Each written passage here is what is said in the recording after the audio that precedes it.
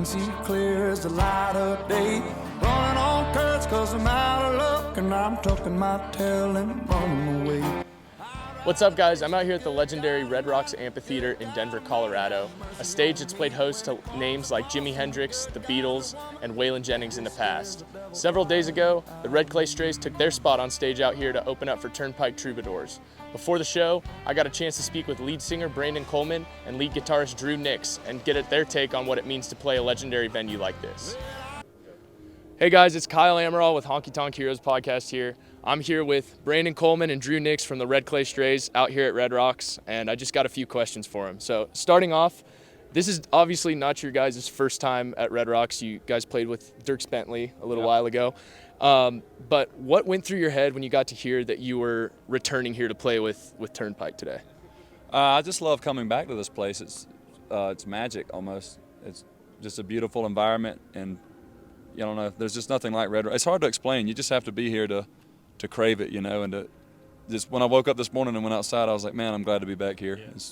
It's just a great place, and love coming back here. Definitely. Drew, what's your take? Yeah, it's hard to get excited about anything anymore, shows and stuff like that, because when you're out on the road as long as we are, it gets pretty tiring, but like coming to a place like this, it's like really refreshing, and just like the beauty of it all, you just really get to soak it up, and it sounds really good in there, and the crowd's always really good, like really rowdy, and also a very listening crowd, so that's what we're here for, Definitely. Now, for each of you, where would you say Red Rocks ranks on your lists of venues to play? I mean, top 3, top 5, top 10, where would you put it? I mean, definitely top 5. Yeah. If not top 3.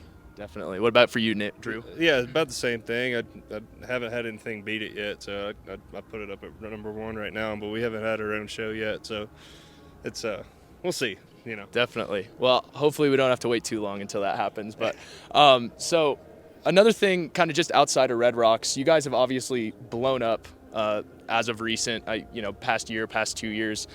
What do you think one of the main factors has been in contributing to that, I guess, explosion of popularity?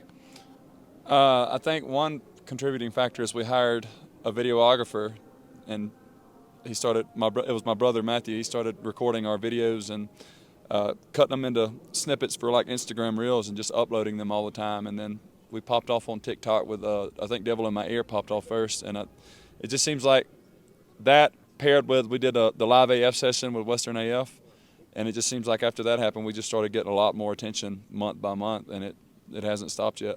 Definitely. Drew, what do you think has been a main contributing factor to your guys' success? Well, I'm just going to copy Brandon. Yeah. It's just so obvious when everything started really happening. I mean, we've been working for years, so it's like we've been hitting the road, playing to nobody, and then coming back and playing to a little bit more people, and then playing to a little bit more people. So I would say we laid a foundation down first and really grinded our butts off until, we got lucky. And I mean, him putting all that stuff online, we're just being ourselves and playing our music. He's studied Instagram and has gotten a better understanding for everything like that and social media, but it's just all kind of the combination of him, Matthew, absolutely killing it online, and us working our butts off and just getting lucky by the grace of God. I think also just actually getting an album out too probably contributed, because we were 5 years as a band with no album out, so that, I think that may have been holding us back a little bit. Definitely, I think that helped out for sure. Now, from what I understand, Matthew's a big songwriter too. Like a lot of the songs on your guys' record, he wrote, correct? Yeah, half and half. It's half Matthew and half Drew right there. They're both the songwriters. That's awesome. Well, it's great to have like 2 incredibly gifted songwriters within a band. I'm sure it makes everyone's job a little bit better. People tell me that, and I never thought of it because we've always had Drew and Matthew since we started, So I think so. I think that's correct. It's like, yeah, we're very fortunate to have 2 really great songwriters working with us the way they do. We don't have to plan on going to co-writes and meeting up with people. We do that and it's fun, but we don't have to, because we have 2 great songwriters just at our disposal pretty much, and they stay providing us with great songs to sing. Definitely a blessing for you guys. Don't let him fool you. He can write songs too. He's a great songwriter. I'm sure. Yeah. Brandon can write songs. They're very good songs. I know. Well, that contribution has been huge. I know that obviously Brandon's vocals have been essential in your guys' success? I kind of have always wondered, because you seem like you really lay it all on the line in every show you do. How do you take care of your voice day in and day out? It's hard. Yeah. The main thing I try to do is I try to get plenty of rest and stay hydrated. And if I am struggling or if my voice is sore, then I try not to push myself and blow my voice out. And I think it depends on having a good sound man too to give you what you need in your monitor. But yeah, so I can't go out partying or drinking or anything like that, because it ruins the show the next day. So it's being responsible and taking care of yourself, I guess, and getting plenty of rest. That's what you have to do. Definitely, which can be hard on the road sometimes, I know. I mean, to get the rest at least. Yeah, getting the rest, yes, yeah. Absolutely. So, last question for you. As of recent, it's seemed that like a lot of comedians specifically, but public figures as a whole, have been giving you guys some attention, giving you some shout outs.